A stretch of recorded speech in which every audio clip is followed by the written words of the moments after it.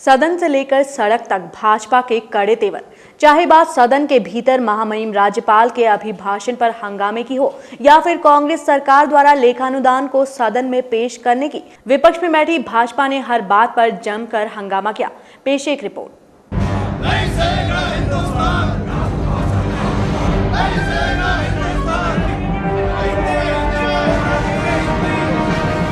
भाजपा विधायकों ने सत्र के पहले दिन सदन के भीतर जमकर हंगामा किया था, जिसमें राज्यपाल के अंग्रेजी में अभिभाषण पढ़ने से लेकर लेखानुदान को सदन में पेश करने तक सभी कुछ शामिल था। भारी शोर शराबे और हंगामे के चलते विधानसभा अध्यक्ष ने सदन की कार्यवाही को अगले दिन तक के लिए स्थगित कर दिया, जिसके बाद भाजपा विधायकों ने राजभवन से महामहिम से मुलाकात का समय मांगा, लेकिन समय न मिलने के चलते विधायक वहीं धरने पर बैठ गए।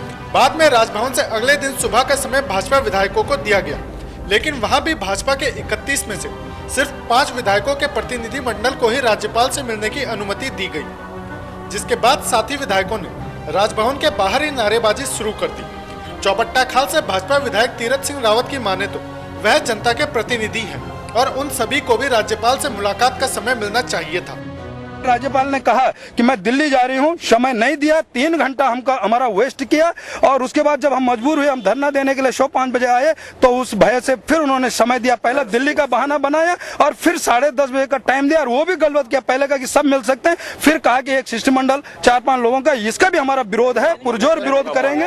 और विधायकों का अपमान है, जो जनता के द्वारा चुने गए हैं उनका, और वो जनता का अपमान है। विधायक जनता का अपमान, जनता के द्वारा चुने गए हैं, इसलिए लोकतांत्रिक हत्या हुई है। ये सरासर पूरी तरह कांग्रेस सरकार, मैं सोचता हूं कि चंद दिनों की सरकार है और ये कभी भी गिर सकती है, जाएगी, इसका हमारा पूरी तरह हम विरोध करते रहेंगे। जब वहीं दूसरी ओर भाजपा विधायकों की ओर से राज्यपाल से मुलाकात कर बाहर निकले पूर्व सीएम और डोईवाला विधानसभा सीट से भाजपा विधायक डॉक्टर रमेश पोखरियाल निशंक का कहना है कि हमने महामहिम के सामने सदन में लेखानुदान पेश करने और एंग्लो इंडियन विधायक की नियुक्ति संबंधी सवाल उठाया है। हमारी मांग है कि कांग्रेस सरकार सदन के भीतर पहले बहुमत साबित करे। ऐसा न करने की स्थिति में विपक्ष में बैठी भाजपा सदन की कार्यवाही को नहीं चलने देगी। नेता के नाते, मुख्यमंत्री के नाते महामहिम ने इनको बुलाया था। उस समय भी ये बहुमत में नहीं थी, क्योंकि 17 के करीब लोग उस समय जब यहाँ राजभवन में कहा जा रहा था कि आप विश्वास, आपके पास बहुमत है इसलिए बुलाया जा रहा है, उस समय भी बहुमत में नहीं थी। 17 लोग दिल्ली में थे, पूरी दुनिया का मीडिया देख रहा था। इसलिए हमने कहा कि आपने ये निर्देश दिया था कि सदन में वो पहले बहुमत हासिल करेंगे, तो वो पहले बहुमत हासिल करें और उसी के बाद वो कोई काम करेंगे, कोई सरकारी काम उसी के बाद हो सकता है। तो ये सरकार ने जब अभी बहुमत साबित किया नहीं है तो फिर वो काम कैसे कर रही है, क्यों चर्चा करेगी, लेखानुदान कैसे ला सकती है सदन के अंदर जब तक कि बहुमत साबित किया ही नहीं है। जहां तक विधानसभा अध्यक्ष का विषय है उसको इससे जोड़ा नहीं जा सकता है। लेखानुदान में मतदान हो सकता है, उसे बिल्कुल नहीं जोड़ा जा सकता है।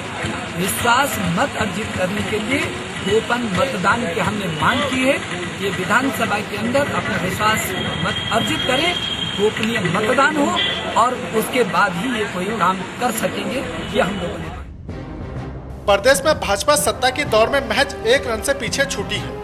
ऐसे में भाजपा को अभी भी उम्मीद है कि शायद सदन के भीतर बहुमत साबित करने में कांग्रेस पीछे छूट जाए और सत्ता की चाबी एक बार फिर से भाजपा के हाथों में हो, जिसके लिए भाजपा विधायक सड़क से लेकर सदन तक में कांग्रेस को घेरने और राज्यपाल को शिकायत करने तक के काम को बखूबी अंजाम दे रहे हैं। सौभाग्य मिथिला उत्तराखंड के लिए कैमरामैन मनोज जाड़ा के साथ अजीत काम्बोज की रिपोर्ट।